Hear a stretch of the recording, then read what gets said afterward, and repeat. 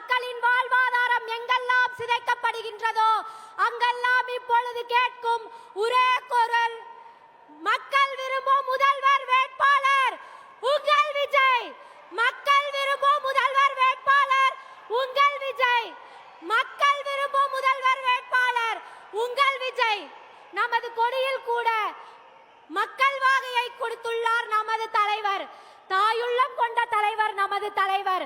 தாயுமானவர் என்று பெயருக்காக இல்லாமல் தாய்மார்களை சரியாக கவனிக்க வேண்டும் என்று தனி அறையும் செயல்படுத்தி இந்த மாநாட்டை வெற்றிகரமாக நடத்தி கொண்டிருக்கும் நமது கழகத்திற்கும் தலைவருக்கும் நாம் என்ன செய்ய போகிறோம்? மூன்றெழுத்து மந்திரம் மீண்டும் ஒலிக்க 1967, 1977, அதற்கு பின் 2026 வெற்றி வாகை சூடுவோம். மக்கள் புரட்சி வெடிக்கட்டும்.